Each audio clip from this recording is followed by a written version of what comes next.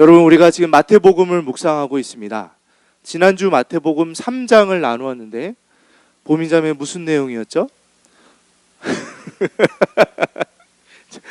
네, 죄송합니다. 혹시 기억나시는 분? 지난주 예수님이 어떤 일을 하셨나요? 세례를 받으셨습니다. 감사합니다. 역시 주장님, 집사님들이 확실히 다르십니다. 우리 집사님들 말씀을 사모하는 마음, 그런 날이 올 겁니다. 죄송합니다. 제가 이렇게 물어보면 신뢰가 되지만 하여튼 잠시 잠을 깨우기 위해서 물어봤습니다. 지난주 말씀에서 예수님께서 세례 받으시는 장면이 나왔는데, 세례 받으시는 그 시간이 예수님의 공생의 시작이라고 알려져 옵니다. 참으로 웅장한 예수님의 등장이 아닐 수 없습니다. 물론 예수님은 아기로 태어나시고 이미 이 땅에 계셨지만 공적인 사역으로 시작하면서 참 웅장한 시간입니다. 하늘 문이 열리고 그곳에서 성령이 내려 임하며, 그리고 하늘의 음성이 들려옵니다. 이는 내 사랑하는 아들이요 내 기뻐하는 자라. 저는 제가 사랑하는 예수님의 이러한 장면들이 참 좋습니다. 말씀을 읽을 때에도 굉장히 마음이 편안하고 너무 기쁨이 가득하고 전하기에도 기분이 좋습니다. 하나님의 영광과 사랑이 충만하게 나타나는 그 시간들이 좋은 것이죠. 그러나 그 시간이 그렇게 오래가지 않습니다.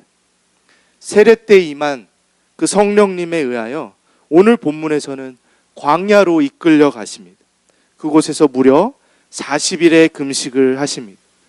하루 금식도 어려운 게 우리 인간인데 40일의 금식은 거의 생사를 오고 가는 수준의 금식입니다.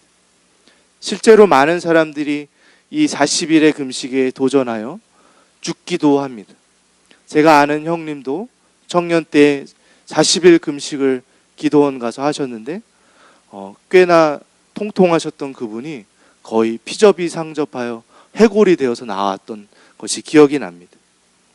그리고 그 약해진 몸과 마음의 상태에 있는 예수님께 시험하는 자가 와서 시험을 합니다. 총 3번의 시험이 있습니다. 첫 번째 시험을 볼까요? 배가 고픈 예수님께 나타나서 돌을 떡으로 한번 변화시켜 보라고 이 마귀가 말합니다. 마귀는 알고 있었습니다. 예수님께서 하나님의 아들이라는 것을 알았기 때문에 그분께 그럴 수 있는 신적인 능력이 있음을 알고 있었습니다. 마귀가 유혹하는 것이 무엇이라고 생각하십니까? 40일의 금식을 실패하도록 하는 것입니까? 그렇지 않습니다. 이미 40일의 금식은 끝나고서 시험이 시작됐다고 이야기합니다. 당장의 배고픔을 해결하고 싶으시겠지만 사실 40일을 기다렸는데 그렇게 급할 것도 없었을 것입니다. 기적 자체가 문제입니까? 떡으로 만드는 기적은 악한 것입니까? 예수님은 공생애 중에 배고픈 자들을 먹이신 기적들이 종종 있었습니다. 마귀의 시험의 가장 궁극적인 내용은 너가 하나님의 아들이면 증명해 보이라는 것입니다. 예수님께서 하나님의 아들 되심은 우리가 바로 앞에 있었던 세례 사건 중에 하늘 문이 열리고 성령이 내려오며 하늘의 음성이 들려오며 분명하게 이미 하나님의 아들임은 선포되어졌습니다. 그러나 마귀는 끊임없이 예수님이 누구신지에 대해 도전합니다. 끊임없이 증명해내라고 말합니다. 지금 시대까지 마귀는 그러고 있습니다. 또한 마귀는 이런 시험은 우리에게까지도 마찬가지인 것 같습니다. 마귀는 끊임없이 우리에게 나타나서 너가 무슨 하나님의 자녀야? 한번 증명해봐 라고 말합니다. 우리는 수준이 낮아서 그런지 그런 유혹에 발끈합니다. 내가 그거 못할 줄 알아? 나 그 정도는 할 수 있어 하며 보여주려 하죠. 하나님께서 이미 이루신 일을 우리에게 보이라고 하고 우리가 그것에 넘어가 보이려고 할 때에 우리는 스스로 종이 되어버립니다. 정체성의 문제, 내가 누구이냐의 문제를 내가 무엇을 하느냐 행위의 문제로 바꾸어 버리면 그때는 복음이 아닌 종교가 되어버리는 것입니다. 성취와 성과에 목을 매면서 주님 안에서 성숙해져 가고 성장해 가는 것은 떠나버리게 되는 것입니다. 그러나 예수님은 그분께서 누구신지 잘 알고 계셨습니다. 마귀의 계략이 무엇인지도 잘 알고 계셨습니다. 그래서 마귀가 원하는 대로 하지 않으시고 말씀으로 무찌르십니다. 신명기 8장 3절의 말씀으로 사람이 떡으로만 살 것이 아니요 하나님의 입으로부터 나오는 모든 말씀으로 살 것이라 라고 무찌르셨습니다. 우리가 이 첫 번째 말씀에서 기억해야 될 것이 있습니다. 그것은 이 땅에 오신 예수님은 단순히 우리에게 떡을 주기 위해 오신 분이 아니라는 것입니다. 그분은 하나님의 입으로부터 나오는 그 모든 말씀을 성취하기 위해 오셨습니다. 그리하여 우리가 말씀으로 인해 생명을 얻기를, 예수님을 통해 하나님의 자녀됨을 더욱 누리게 하기 위하여 예수님이 오신 것입니다. 우리는 이 몸뚱아리를 살리는 육신의 이 음식으로만 사는 것이 아니라 하나님의 생명을 입어서 영혼을 살아갈 존재들입니다. 예수님께 나아올 때 예수님 자체가 아닌 예수님으로부터 받을 떡만 바라며 나아온다면 그것은 마치 영적인 꽃뱀과 같습니다. 꽃뱀처럼 하나님께 다가가지 마십시오. 그저 내게 필요한 것만 채워지길 바라며 다가가지 마십시오. 하나님이 주시는 것을 바라지 말고 하나님을 바라십시오. 그분도 우리가 전 인격을 들여 그분만을 신뢰하기를 원하십니다. 내가 드리겠다 하는 나의 무엇을 바라시는 것이 아니라 나를 바라고 기다리고 계신 것입니다. 요즘 결혼 문화에 저는 좀 불만이 있습니다. 요새 사람들은, 저도 요새 사람이지만, 내가 이 정도만 시간 낼게, 더는 나 괴롭히지 마, 여기서부터 내 사적인 영역이야 건들지 마, 내 프라이버시를 좀 존중해줘라고 말합니다. 서로 막 그 대중 없이 부부가 그래야 된다는 건 아닙니다.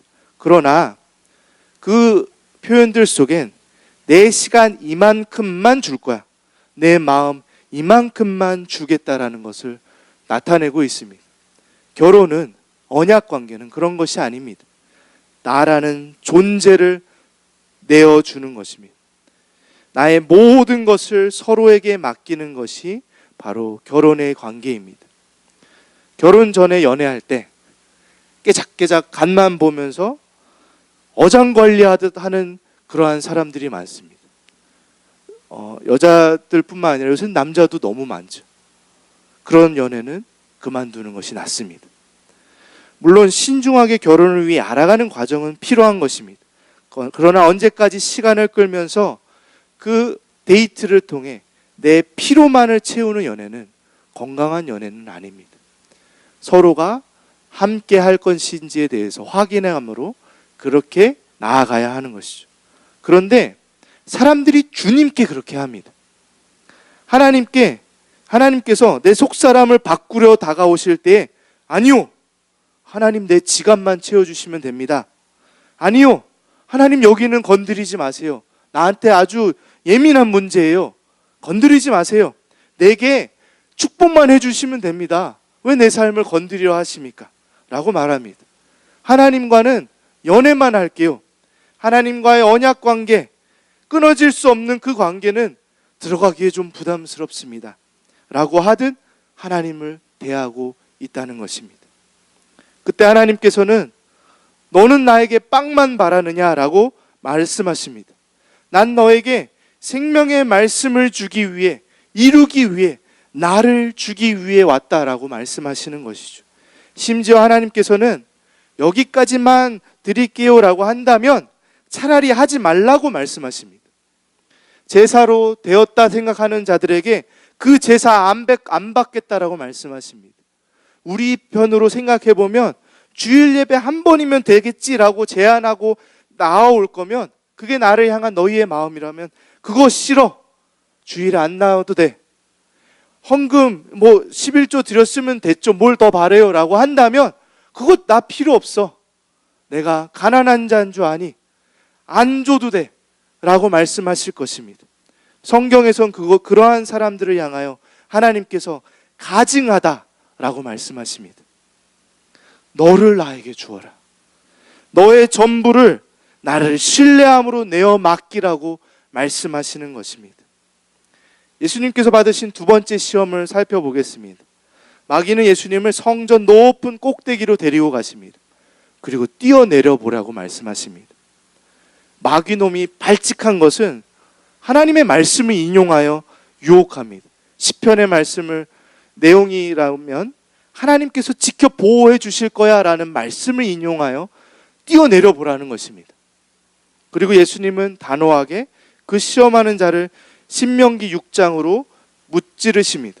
주 너의 하나님을 시험하지 말라. 믿음이 뭐라고 생각하십니까? 믿음은 때론 도전해야 되는 게 맞습니다. 그러나 우리가 믿음으로 도전하는 것과 하나님을 시험하는 것을 잘 분별하시길 바랍니다. 대개는 믿음이라는 이름 아래 하나님을 시험하는 경우가 참 많이 있습니다. 주님을 시험하기 위해 성전을 뛰어내리는 것과 같은 행동을 우리가 많이 한다는 것입니다. 그것은 믿음이 아니라 나의 무모함을 포장하는 것뿐입니다. 가장 대표적인 모습이 우리의 일상을 두고 도망가려 할 때입니다. 스스로를 극한으로 몰아넣어 버립니다. 그리고 하나님께서 알아서 해주겠지라고 말합니다. 이스라엘은 광야로 자발적으로 걸어간 자들이 아닙니다. 내몰려졌습니다. 모세가 광야로 간 것은 도망간 것이었습니다. 요셉은 팔려서 나갔습니다. 예수님조차도 성령에게 이끌려 갔다고 오늘 말씀은 전합니다. 그런데 우리는 내가 그 길 한번 가보겠습니다 라는 마음으로 내가 뛰어내려 볼 테니 내 삶을 구해내줘 보세요라고 하는 것은 마땅하지 않다는 것입니다. 그렇게 할 때 우리는 감당해야 되는 오늘 삶의 의미를 부정해 버리게 됩니다. 그리고 우리 삶의 불만족으로 하나님을 시험하기 시작하는 것입니다. 내 현실이 마음에 안 들어서, 즉 주님께 나를 내어 맡기는 것보다는 도망가려 하는 우리의 마음뿐이라는 것입니다. 우리의 현실은 진부합니다. 답답합니다. 벗어나고 싶습니다. 그러나 오늘 예수님의 단호한 거절 속에 우리는 배워야 합니다. 내게 맡겨주신 지금의 자리, 굶주려 있고 결핍되어 있는 아픈 내 삶을 감당하겠습니다 라는 것을, 그 성도의 믿음의 고백을 배우는 것이라는 것이죠. 내게 주어진 지금의 현실은 하나님의 섭리 가운데 나에게 허락하신 하나님의 뜻입니다. 즉 이 삶을 감당하는 것은 하나님이 주도하시는 일에 나를 내어 맡기고 순종하는 것을 의미합니다. 예수님이 십자가의 길까지 순종을 보이셨듯이 말입니다. 우리가 뛰어내려야 할 곳은 저 무모한 곳을 향해 뛰어내리는 것이 아닙니다. 하나님의 은혜의 품 안으로 나를 내어 맡기는 것입니다. 그곳으로 뛰어드는 것입니다. 하나님을 시험하는 것의 본질적인 의미는 하나님이 해가시는 거 마음에 안 들어요. 내 마음대로 해볼 테니 하나님은 나를 도와주시고 지켜 보호해 주세요라고 하는 것입니다. 우리는 오히려 하나님이 해가시는 내 삶의 의미 속에 나를 내어 주어야 하는 것입니다. 마지막 시험을 보겠습니다. 조급해진 마귀는 드디어 자기의 속내를 드러냅니다. 높은 산으로 예수님을 데리고 가서 만국과 영광을 보여줍니다. 그리고 자신이 그것을 예수님께 줄 수 있다고 말합니다. 다만 자기에게 엎드려 경배하라고 말하는 것이죠. 그 모든 만국과 그 영광은 이미 주님의 것입니다. 그러나 마귀는 자신이 줄 수 있다고 말하고 있습니다. 이것이 마귀가 하는 일입니다. 하나님의 영광을 자신의 것으로 교모히 빼앗으려는 것입니다. 자기가 예배받으려고 하는 것입니다. 그것이 스스로 우상이 되어버리는 것입니다. 우리는 그런 우상들의 유혹 속에 있습니다. 우리에게 말씀보다 당장에 내 배고픔을 채우는 빵을 주겠다라고 거짓 약속하며 나오는 우상들을 삼게 되고, 내 주도권 아래 하나님 하는 거 마음에 안 들어요, 내 삶이 왜 이따위예요, 내 삶을 내가 만들어 가겠어요 라고 하는 내 주도권 아래 주님을 그저 도와주시는 분 정도로만 남겨두길 바라나, 결국에는 주님보다 편리한 것, 내 입맛에 맞는 대상들을 만들어내고 그것을 예배하며 살아가는 것, 그것이 죄인들의 우상 숭배인 것입니다. 내게 좋은 것을 주겠다 거짓 약속하는 것들입니다. 성경에선 그런 것이 참 허다하게 많이 소개됩니다. 에덴 동산에 아담과 하와는 먹지 말아야 할 유일한 열매, 선악을 알게 하는 열매를 먹어버립니다. 뱀이 와서 그들에게 유혹하고 거짓말하죠. 이 열매 먹으면 너희가 하나님과 같이 될 거야. 우리의 죄는 스스로 하나님이 되고자 하는 것입니다. 내가 하나님이 되고자 하는 것이 우리의 죄의 본질인 것입니다. 출애굽하여 광야에 있는 이스라엘 백성들은 율법을 받기 위해 모세가 저 시내산에 올라가 있을 때, 모세가 생각보다 길게 오랫동안 내려오지 않자 마음이 동요되기 시작합니다. 그래서 그들은 그럼 우리를 인도할 하나님을 만들자라고 말합니다. 그리고 금을 모아 황금 송아지를 만듭니다. 그리고 이제 이 황금 송아지가 우리를 인도할 여호와라고 말합니다. 다른 신을 얘기하는 게 아니에요. 이 황금 송아지가 우리의 여호와 하나님이십니다. 자기들의 입맛에 맞게 하나님을 만들어 버리는 것입니다. 사울 왕은 전쟁이 코앞에 다가왔을 때 너무 마음이 조급하여졌습니다. 그래서 멋대로 제사를 드려버렸습니다. 그에게 예배란 그저 더 중요한 일을 위한 형식일 뿐이었습니다. 월요일부터 있을 중요한 일을 위한 주일의 예배쯤으로 생각하는 것입니다. 그에게 하나님은 자신의 전쟁을 도와주는 분일 뿐이었습니다. 그에게 하나님은 자기의 왕권을 지켜고 강하게 해줄 수단일 뿐이었습니다. 우리의 계획, 내 기호에 맞지 않다는 이유로 우리는 하나님의 하나님됨을 배반하고 있지는 않습니까? 하나님의 성품을 내 마음대로 재설정하고 있지 않습니까? 내 입맛에 맞는 하나님을 스스로 만들어내고 있지는 않습니까? 다른 거짓 우상을 향하여 예배하고 있지는 않습니까? 이 모든 시험에 대해 오직 예수님만은 이겨내셨습니다.